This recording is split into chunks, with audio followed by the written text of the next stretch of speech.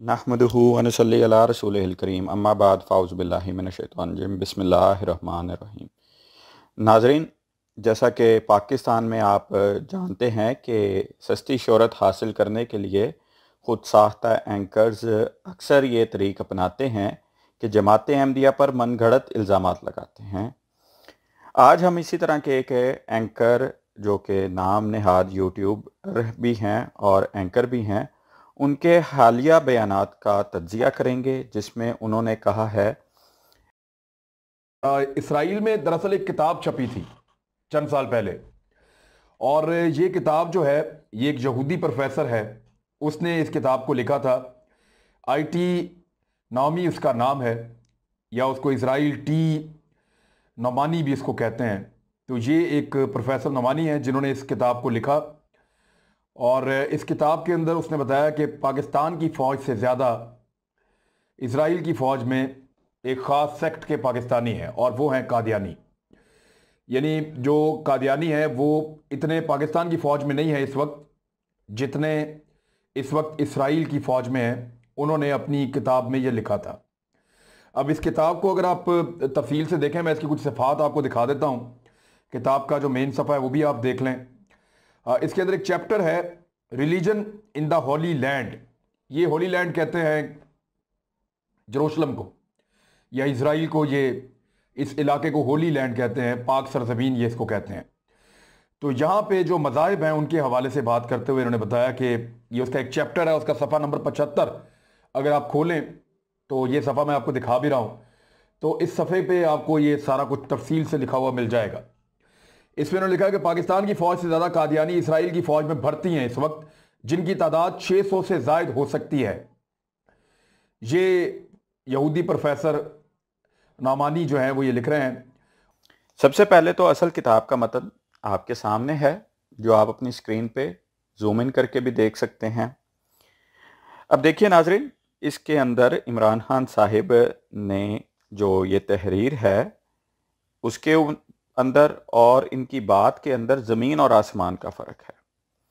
अगर इमरान खान साहिब आप अंग्रेज़ी ज़ुबान से इतने ही नाबलद थे तो किसी अंग्रेज़ी दान की खिदमात सर अंजाम ले लेते, या कम से कम गूगल ट्रांसलेटर को ही इस्तेमाल कर लेते, जिससे आपको बखूबी इस जुमले का मतलब समझ आ जाता कि यहाँ कैन से क्या मुराद है। कैन से यहाँ सिर्फ ये मुराद है कि इसराइल का कानून अहमदियों को इजाज़त देता है जो इसराइल के नेशनल हैं, और ये उनका एक मुल्की हक भी है और दुनियावी समाजी हक भी है, क्योंकि हर फ़र्द जो अपने मुल्क का वफ़ादार होता है उसको इस चीज़ का हक होता है। इस जुमले को हम समझने के लिए इस तरह भी देख सकते हैं कि Imran Khan can use his brain for thinking.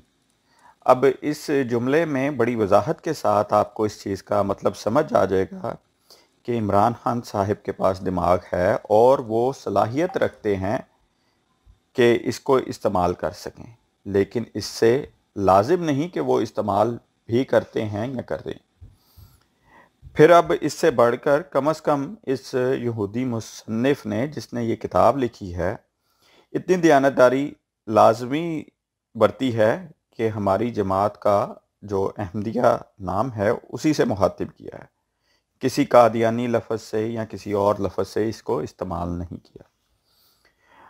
मज़ीद ये कि अगर अहमदी इसराइल की फ़ौज या दुनिया की किसी भी फ़ौज के अंदर, जैसा कि मैं पहले भी अर्ज़ कर चुका हूँ कि खिदमात अगर सर अंजाम दे भी रहे हों तो ये कोई अनोखी बात नहीं। हर शख्स जो अपने मुल्क का बाशिंदा है, अपने मुल्क का वफ़ादार होता है, और उसका ये हक है कि वो अपने शहरी हकूक़ के मुताबिक उसके अंदर शामिल हो।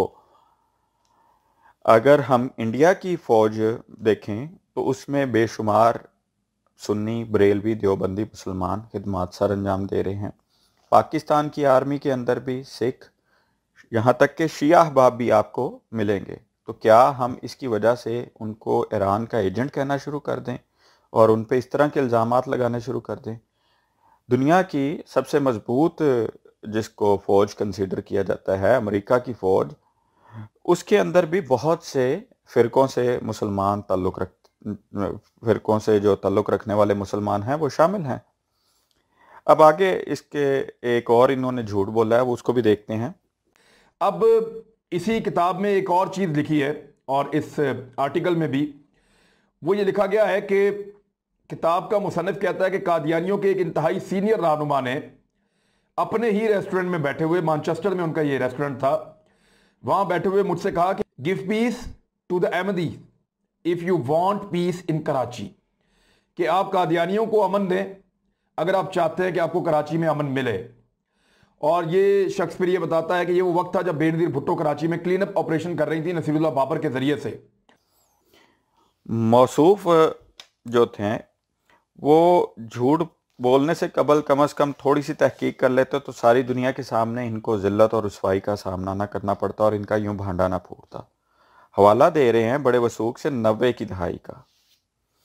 یہ 90 کی دہائی میں بینظیر کی حکومت کے وقت کا یہ حوالہ دے رہے ہیں، جبکہ یہ کتاب جو شائع ہوئی ہے 1972 میں شائع ہوئی ہے، یعنی 1972 میں یہ کتاب شائع ہوئی ہے۔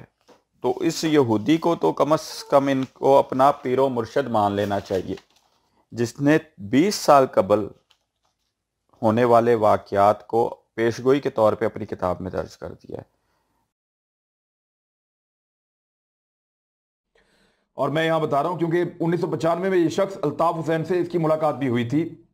ڈاکٹر شاہد قریشی صاحب اپنے تجزیے میں یہ بتا رہے ہیں کہ الطاف حسین سے ملاقات ہوئی تھی اور اس بنا پہ وہ چیزیں کہہ رہے ہیں۔